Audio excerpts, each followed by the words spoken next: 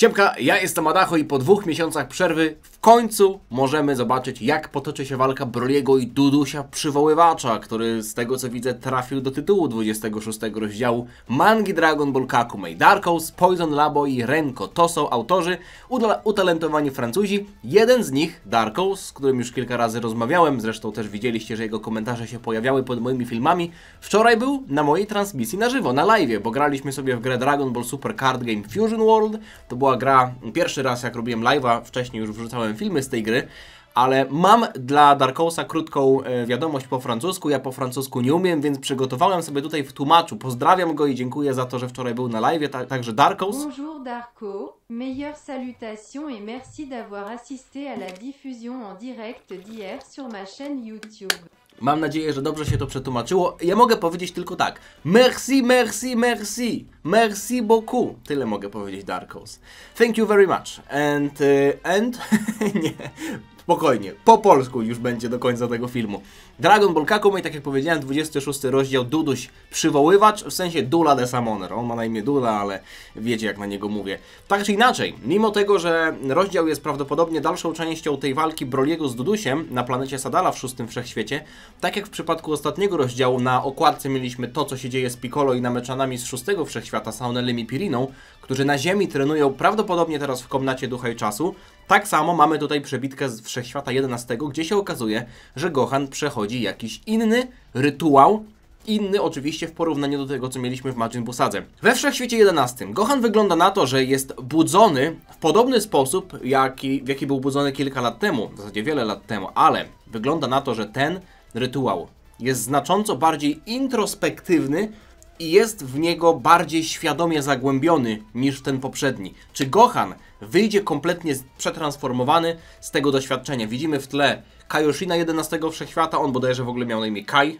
Kaioshin miał na imię Kai, który tutaj przeprowadza ten rytuał. Gohan jest ubrany w piękny strój, ale myślę, że to jest tylko i wyłącznie przebitka. Zachęcam Was do tego, żebyście odwiedzili oficjalnych twórców, linki do nich znajdziecie w opisie i zachęcam też do tego, że jeśli Wam się film spodoba, to możecie zostawić, już Wam pokazałem, co możecie zostawić, kciuka w górę. Przechodzimy do rozdziału. Amaron, czcigodny dziedzic, przeczytał wspomnienia Dudusia i zwrócił uwagę na zdziwienie, jakie on czuł wobec Salagi. W ogóle zwróćcie uwagę na to, jak się zakończył ostatni rozdział, bo nie wiem, czy pamiętacie. Oczywiście Broly i Duduś walczyli.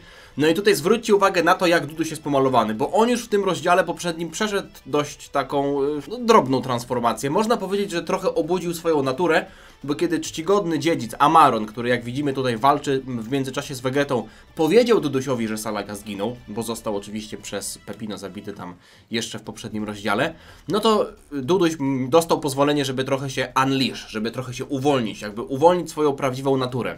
Na końcu ostatniego rozdziału mieliśmy, wygląda na to, że coś jeszcze dalej, że krok dalej, tak jak w przypadku Gasa na przykład w Sadze Granoli, jeszcze trochę bardziej swojej natury uwolnił, można powiedzieć, że uwolnił swoje prawdziwe ja. Zwróćcie uwagę na te tatuaże na twarzy, które jeszcze bardziej tutaj zaczęły się uwydatniać, więc wydaje mi się, że tak to właśnie wyglądało. Ale wracamy sobie do tego rozdziału. Mamy tutaj jakąś retrospekcję. Widać Amarona i Salagę w tle, którzy obserwują młodego Dudusia, który widać, że coś kradnie na jakiejś planecie. Chodź, wracaj tutaj! Przebrzydły robalu! Zrozumiał znacznie później, że Amaron wysłał Salagę, żeby spotkać Dudusia, ponieważ Duduś nigdy nie odmówiłby propozycji od osoby, którą podziwia najbardziej. Oportunistyczna natura czcigodnego dziedzica, czyli Amarona, pozwoliła mu zagrać na uczuciach Dudusia, używając go jako swojego narzędzia, wedle własnej woli. Duduś równie szybko to zrozumiał, ale nie dbał o to, ze względu na to, że jego cele były bliskie celom Amarona. Czyli Amaron wygląda na to, że trochę wziął podstępem, jakby włączył podstępem Dudusia do swoich szeregów. Dokładnie, Duduś i inni dzielili wspólne powołanie, ale zdecydowanie w innej skali. Duduś po prostu czuł, że przebywanie w towarzystwie tak prestiżowych osób, o których nigdy nie mógłby śnić, było już wystarczające, nie mogłoby go spotkać coś lepszego. Jego imię odbiło się echem wraz z imieniem magików, których tak bardzo podziwiał. Czyli okazuje się, że Amaron chciał użyć Dudusia, a Duduś znał wcześniej Amarona i Salagę, że podziwiał Salagę i zgodził się tylko po to, wiedział, że jest używany, ale zgodził się ze względu na to, że chciał być przy Saladze. Więc dlatego może chciał w poprzednim rozdziale, w sensie poza pozwoleniem Amarona, uwolnić jeszcze więcej swojej prawdziwej natury, bo chciał się zemścić za Salagę, mimo tego, że może być to dla niego niebezpieczne. Salaga zawsze uważał Dudusia równego sobie, dlatego uczył się tych samych rzeczy i uważał go za swojego najbardziej lojalnego kompana. Następnie starania czcigodnego dziedzica, czyli Amarona, w końcu zaczęły rodzić owoce i zbliżyły ich do najwyższych autorytetów wszechświata XIV. Czy jakikolwiek inny biedny demon mógł się tym przechwalić? Czy zostawiłem znak na tej erze, tak samo jak Salaga to robił przez wiele poprzednich wieków? Duduś się zastanawiał. Na skraju śmierci? Final Death? Wygląda na to, że teraz te myśli opanowują głowę Dudusia, jakby Duduś faktycznie poświęcał swoje życie tylko po to, żeby, nie wiem, może... Chociaż czy zemścić się na Brolim, to nie Broly zabił Salagę, jakby pomścić Salagę może po prostu. Duduś widział siebie jako banalną jednostkę poruszającą się poprzez ciemność. Ale paradoksalnie, jego najgłębszym życzeniem nie było skończenie w zapomnieniu, ale znalezienie się w centrum najjaśniejszego światła kosmosu. Mam zamiar odejść z jebnięciem, mówi Duduś, który, tak jak powiedziałem i tak jak widzieliśmy ostatnio w rozdziale 25, wygląda na to, że uwalnia większą część swojego potencjału i wygląda to też jak troszeczkę samobójczy atak. Jego palce są otoczone jakąś dziwną aurą, wystawia szpony i wbija te szpony w swoją rękę. Wygląda tak, jakby wstrzykiwał w siebie jakiś hormon wzrostu, jakiegoś teścia, Duduś na teściu. Pacte de la mort. Czy to jest pakt ze śmiercią? Pakt umarłych? Death Pact, o jest na dole. Pakt ze śmiercią zawiera Duduś. Zobaczcie na jego twarz, co się z nim dzieje. To wygląda na jakiś atak samobójczy. Pakt ze śmiercią, mówi Duduś, wstrzykując w siebie coś. On w ogóle tu jakąś czarną dziurę w sobie tworzy. I zmienia się w jakąś bestię chyba. W poprzednim rozdziale byliśmy świadkami jego umiejętności. Duduś przywoływacz, bo przywoływał jakieś bestie ze stworzonych portalów, które Broly musiał jedną po drugiej pacyfikować, ale wygląda na to, że może za tą mocą kryje się jakieś większe znaczenie, może się okazuje, że tak naprawdę Duduś jest bestią, która tylko przyjęła troszeczkę bardziej ludzki wygląd, a teraz pokazuje swoją prawdziwą naturę, jednocześnie poświęcając swoje życie? Czy jego energia koncentruje się w jednym pojedynczym punkcie? Czy on nie ma zamiaru, zastanawia się Broly, który ostatnio też miał troszeczkę już pod górkę, bo w pewnym momencie stracił nad sobą panowanie, ale udało mu się opanować. Mimo wszystko nadal wygląda na to, że walka nie jest zakończona. Mało tego, Duduś myślę, że tutaj może mieć przewagę, chociaż myślę, że w najlepszym dla niego przypadku to się może skończyć remisem. Nie sądzę, żeby to było coś, co miałoby tutaj przeżyć. Pakt ze śmiercią, ja pierniczę. Może polega to na tym, że on zyskuje tymczasowo jakąś olbrzymią moc, ale musi za to zapłacić najwyższą cenę. Salaga, czcigodny dziedzicu, dziękuję, że sprawiliście, że moje życie było tak ekscytujące, mówi Salaga. No nie, Duduś, po takich słowach nie sądzę, żeby tu miało coś z niego zostać, ale nie sądziłem, że ta historia w ten sposób się potoczy. Po tym, jak Duduś zaatakował Chilaj, ja tylko czekałem, aż Broly wybuchnie. I on naprawdę już wybuchał, ale Duduś, muszę przyznać, że zdecydowanie dłużej wytrzymał niż myślałem. I zdecydowanie za dużo tutaj namieszał. Naprawdę masz zamiar zakończyć swoje życie? Dokładnie, Sajanie, a ty pójdziesz ze mną. Czy oni wylecieli gdzieś tam w niebo razem? Duduś złapał Broliego i lecą gdzieś w niebo. Napsułeś mi dużo krwi. Starałem się ze wszystkich sił, żeby cię zranić, ale to było bez sensu. To było bezużyteczne, jesteś zbyt silny. Jednakże, pakt ze śmiercią zwiększa moją moc 10-krotnie. Poprzez zebranie we mnie wszystkich mocy moich poprzednich, tych potworów, które przywołałem. Przywoływaczy, summoners, można było tak to przetłumaczyć. Więc równie dobrze mogę ci powiedzieć, że nie masz szans na przetrwanie. Czyli Duduś koncentruje moc tych wszystkich bestii, które wcześniej przywołał w sobie. Ale, no wygląda na to, że tutaj też ma zamiar się poświęcić. Oho! Umrzeć w fajerwerku widocznym dla całej planety. To jest minimum, na co zasługuje, mówi Duduś, a my widzimy potężny wybuch. To wygląda, wiecie co, ten wybuch może być tak potężny, że on mógłby rozświetlić nawet drugą stronę planety Sadala. Jeszcze byłoby to możliwe? Na pewno jakaś łuna byłaby widoczna. Jasny chuj, naprawdę Broly... Nie sądzę, żeby Broly umarł. Naprawdę chcecie mi powiedzieć, że Broly zostaje przez Dudusia jeszcze pokonany? Ale w tym wybuchu myślę, że Duduś już... że to jest koniec. Że już go nie ma. Zobaczcie. Saiyanie to obserwują. To jest jak wybuch jakiejś supernowej. Zwróćcie uwagę nawet, że wygląda to tak, jakby światło się załamywało.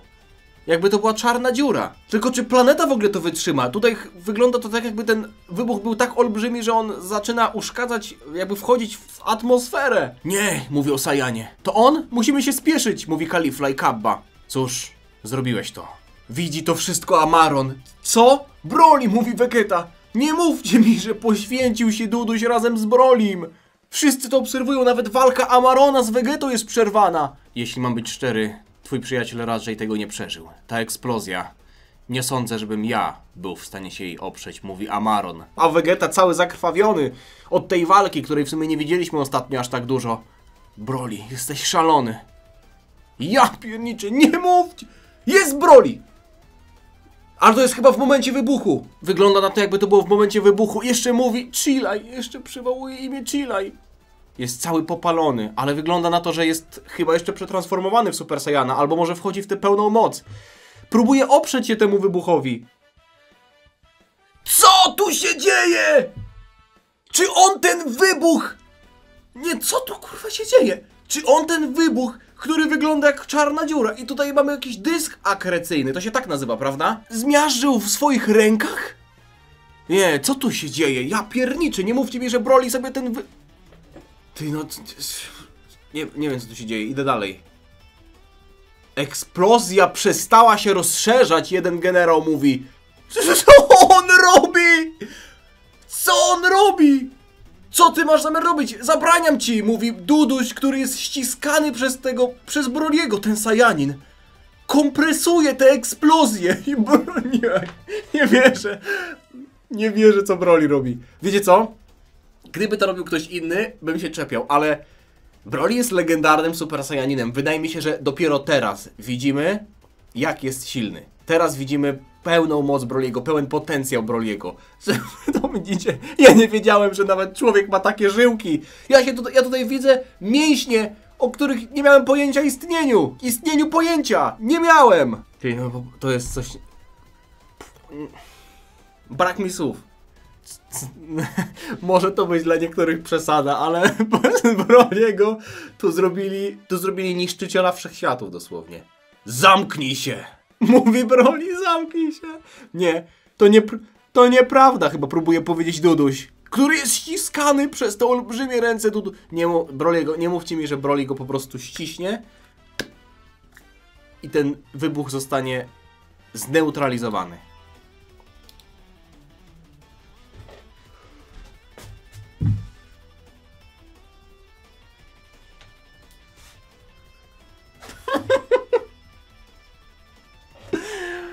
Przepraszam, że kiedyś w ciebie wątpiłem, Broly. Ja pierdolę, nie wierzę, w co tu się stało. 100 lat bym tego nie wymyślił. Słuchajcie, ja wiem, że Duduś to nie jest jakaś tam najpotężniejsza postać we wszechświecie. Że ta energia, którą zebrał, nie musiała być aż taka silna. Może to też jest jakieś wytłumaczenie. Ale... to wyglądało na coś bardzo poważnego. To jest po prostu za mocne. To jest za mocne. Co tu się stało? I stracił swoją siłę. Co to jest za tapeta w ogóle? Nie, to jest materiał na tapetę. I traci swoją siłę, wraca do bazowej formy i chyba z Dudusiem spada na ziemię nieprzytomny. Ależ tu jest piękne. Ja pierniczę, jakie to jest piękne. Wallpaper material, że tak powiem. Duduś zmiażdżony. Broly wrócił do bazowej formy. Stracił przytomność. Uratował go Kula, co daje Fula. Dobra robota, mój przyjacielu. Uratowałeś nas wszystkich. Możesz być z siebie dumny. Jeszcze żyje! Broly, Kale! A Kale tam jest jeszcze! Kale została ostatnio przez niego, wiecie, pobita, no nie? Bo Kale próbowała go tam uratować, prawda? W sensie przemówić mu do rozsądku. Pamiętacie, to było kilka rozdziałów temu. Broly już leży na ziemi. Zawołajcie cufuliańskiego doktora! Potrzebujemy pomocy! Proszę, powiedzcie mi, że ona ma się dobrze, mówi Broly. Nie jest w najlepszym stanie, Broly, ale możesz jej dziękować. To dzięki niej jesteś w stanie, a w zasadzie byłeś w stanie odzyskać świadomość. Broly zaczyna płakać i mówi: przepraszam za wszystko, nie miałem takich zamiarów. Kale się czołga po ziemi. A gdzie była w ogóle Kale? Ona tam była przez niego zaatakowana, prawda? Ale ona nie była gdzieś schowana. Czemu nikt się nią nie zajmował? Ona tutaj się czołga zakrwawiona. Kale, nie możesz się ruszać. Broly, to nie jest twoja wina, nagle odzywa się Kale. Ja wiem, ale... Vegeta przychodzi nagle i mówi: ruszaj się, Broly! Przecież jeszcze Amaron został. O co tu chodzi? W ogóle... czy Broly zmiażdżył Dudusia i go nie ma teraz? Zrobił jakiegoś Dawida Copperfielda, bum, zmiażdżył go w rękach i go wyparował? Może Duduś się spopielił w sumie, no nie? Zmienił się w błyskki i się rozpłynął w powietrzu. O! Haha, walka Vegety i Amarona została przerwana dosłownie tylko na chwilę. Oni nie mają czasu na żadne sentymenty, na żadne przeprosiny, na żadne podziękowania, wyjaśnienia i wspomnienia. Walka trwa, Vegeta jest rzucony w Broly'ego i chyba wygląda na to, że jest niestety w bazowej formie. Nie jest w bazowej formie, to chyba było coś innego. To były jego spodnie, ja myślałem, że to włosy są. Tutaj są włosy. Spokojnie, Vegeta jeszcze jest przetransformowany, a walka trwa, Broly jest cały obdarty. Pamiętajcie, najsilniejszą rzeczą, najsilniejszym materiałem w każdym świecie Dragon Balla są spodnie. Walka trwa, jeśli teraz Duduś wstanie, będę naprawdę zezłoszczony. Nie powinien wstać po tym wszystkim. Mimo wszystko, powiem wam, jak kilka rozdziałów temu oczekiwałem, że trafi go naprawdę, że spotka go fatalny los z ręki Broly'ego, tak muszę mu oddać to, że się starał i że naprawdę, że się starał i że się stawiał. Nie sądziłem, że tak długo wytrwa i że napsuje aż tak krwi naszym Saiyanom, ale uważam, że ten wątek powinien już zostać zakończony. Teraz jestem gotów, moje ciało jest gotowe, żeby obserwować dalszą część walki Vegety i Amarona. Vegeta na to zasługuje. Vegeta po prostu na to zasługuje. Brawo! Patrzcie tego gościa. On jest coraz bardziej przerażający. Ta maska zaczyna coraz bardziej odsłaniać jego twarz. Brawo! Świetnie on wygląda. Ja pierniczę. Jestem fanem postaci naprawdę, o której nic praktycznie nie wiem. Jak bardzo mogę być przewidujący, muszę przyznać, że nigdy nie pomyślałem ani przez sekundę, że moi podwładni dzisiaj umrą. A stało się to. Więc moje szczere gratulacje, mówi Amaron. Oszczędź sobie tych pięknych słówek, odpowiada Vegeta. Twoja żona jest bezpieczna, mój drogi Vegeto. To jest to, co się liczy, prawda? A, Vegeta teraz dopiero się dowiaduje! Myśli sobie, że był tak skupiony na walce z Amaronem, że tego nie wyczuł. Co za ulga! Nie poczuł tego, że Ki Bulmy się z powrotem pojawiła, no bo pamiętacie, że zniknęła, prawda? Remont! Remont! Remont! Tak jest. Przepraszam was za remont, to nie u mnie. Czyli wygląda na to, że nic ci nie idzie zgodnie z planem. Co? Boże zniszczenia? Prowokuje Amarona Vegeta. Proszę, nie myśl sobie, że twoje zwycięstwo to jest przepowiedziana konkluzja. Nie pozwolę ci odejść, Vegeta. Poprosiłem cię, żebyś pokazał mi swoją maksymalną moc, a ty się nie posłuchałeś. Jednakże widziałem ją. W twoich ostatnich wspomnieniach. Tę moc. Ale teraz straciłem swoją cierpliwość. Uważaj! Vegeta nie pokazał Amaronowi pełnej mocy. Wydaje mi się, że tutaj chyba nie chodziło o... Nie, raczej tutaj nie chodziło o Ultra Ego ze względu na to, że ta historia nie bierze pod uwagę sagi Granoli. Tam był Vegeta rysowany przez Poison Labo w Ultra Ego, aczkolwiek to była tylko grafika taka dodatkowa, niezwiązana z fabułą mangi Kakumei, więc Vegeta, który używał Blue Evolution, czy on miał coś... Czy miał coś jeszcze? Czekajcie. Czy przypadkiem na początku tej mangi nie było jednego takiego wątku, w którym Vegeta coś odpalił jakby a la Ultra Instynktu? Było coś takiego, takie obliczenia, pamiętacie? Ja się sam podjarałem. Sam się swoimi słowami podjarałem, to jest chore. Nieważne, idziemy dalej. Śmierć wszystkim Saiyanom, mówi Amaron. Co?! Zobaczcie, co tu się dzieje! Ciała Saiyan są przepoławiane. Nie wierzę, co tu się dzieje, co robi Amaron. Dobrze, że to nie jest na dużym zoomie, ale możecie sobie zobaczyć, o co tu chodzi. Jakaś noga leci. Tutaj... O Jezu! Kabba tam jest nawet! Kabba tam jest! To jest Kabba! Nie, moi kamraci! Jeden z generałów, Kula, włącza Super Saiyanina zezłoszczony. Ale Amaron jest już za nim z jakąś kosą i go przecina. Ja pierdolę.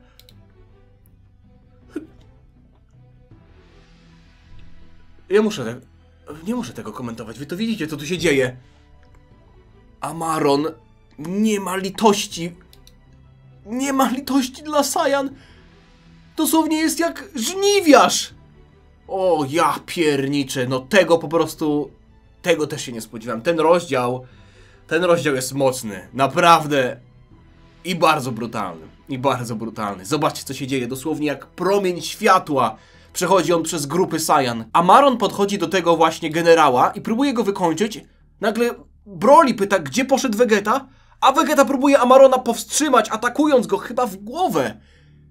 Chyba kolankiem w głowę. Łamiąc mu maskę do końca. Chyba złamał mu maskę do końca. Tutaj jest. To jest dokładnie to, co widziałem. Użył jej. Vegeta użył swojej pełnej mocy? Czekajcie, co to było? Vegeta użył swojej pełnej mocy? Co to było? Nie widziałem, jak się ruszał, a jednak... Mówi Broly. Vegeta. W międzyczasie król się obudził. Obudził się! Król Sadali się obudził! Gdzie jest demon? Co się stało? Proszę się nie martwić, wasza wysokość. Demon został pokonany przez Broly'ego. Tylko ten w masce pozostał. Nie widział, jak się rusza. Co to za moc Vegeta? Nie! Ostatnie 2 panele. Co za ulga! Co się dzieje? Czy to naprawdę... O kurwa, O Boże, nie wierzę. O Boże, o Boże. To jest ostatni panel. Zaraz zobaczymy Vegetę chyba w pełnej mocy. Co to za moc, której używa?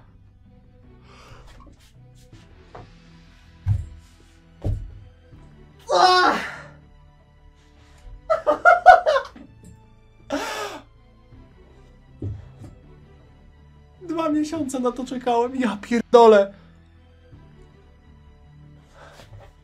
Nie wierzę.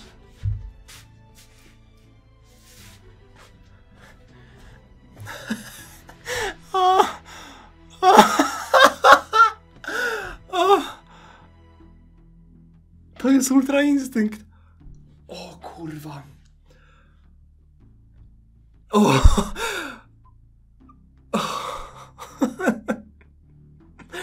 O kurwa. Dragon Ball Kakumei. Włączam francuską wersję, żeby przejść na ostatni panel. Ale rozdział. Ja pierdolę, jaki rozdział. Nie no, takiego rozdziału nie było dawno. Ojeju. Na ostatniej stronie w wersji francuskiej jest prawdopodobnie data. Użył tej mocy. To jest Vegeta. Muszę tutaj odpalić tłumacza, zaraz wam to przetłumaczę. Jakie emocje! Jakie emocje! Jak ja kocham tę mangę, ja pierniczę, naprawdę. Wiadomość od twórców Dragon Ball Kakumei. Oto zespół Dragon Ball Kakumei. Najpierw chcielibyśmy wyrazić nasze szczere przeproszenie. Tutaj będzie niedokładne, także weźcie to pod uwagę, bo to Google tłumacz. Przepraszamy za nieoczekiwane opóźnienie, którego doświadczyliśmy. Jednakże mamy nadzieję, że ostatni rozdział spodobał się pomimo tych nieprzewidzianych okoliczności. Zamówienia w przedsprzedaży są wysyłane. Jest wspominka o odejściu świętej pamięci Akiry Toriyamy. Podążamy z pasją Dragon Ball na jego cześć. Planujemy przeznaczenie mu pierwszego rozdziału tomu 6. Jeszcze nie zdecydowano o numerze. Tymczasem zapraszamy 25 kwietnia na publikację rozdziału 27. Dzieją się ważne rzeczy. Poważne. Nie jest to tutaj wytłuszczone, ale tak widziałem Avril. Avril to prawie jak April, prawda? Także myślałem właśnie, że może tak to wyglądać. Cieszę się, że zostało to potwierdzone. 25 kwietnia, czyli mimo tego, że mamy tak naprawdę chyba koniec tomu 5, 5 rozdziałów mamy w tomie 5, a zazwyczaj tak jest, że między tomami jest przerwa 2-miesięczna. Tutaj tej przerwy 2-miesięcznej nie będzie. Prawdopodobnie ze względu na to, że teraz była. 25 kwietnia, widzimy się za miesiąc z tego, co widzę. Co za rozdział. Ja pierniczę. Brawo. Takich emocji dawno nie czułem. Jeśli wam się podobało, zostawcie lajka, zostawcie suba, żeby niczego nie przegapić. Odsyłam was na fanpage Dragon Ball Kakumei. Śledźcie informacje, bo chłopaki wrzucają informacje. Jak coś będzie się tam, nie daj Boże, obsuwało, to tam będzie informacja wrzucona. Nie będziecie musieli mnie pytać, ale póki co 25 kwietnia, rozdział 27. Będę czekał. Ja pierniczę. Odliczam dni już od dziś. Życzę wam miłego, spokojnego dnia i widzimy się niebawem. Trzymajcie się. Na razie. Cześć. Diana.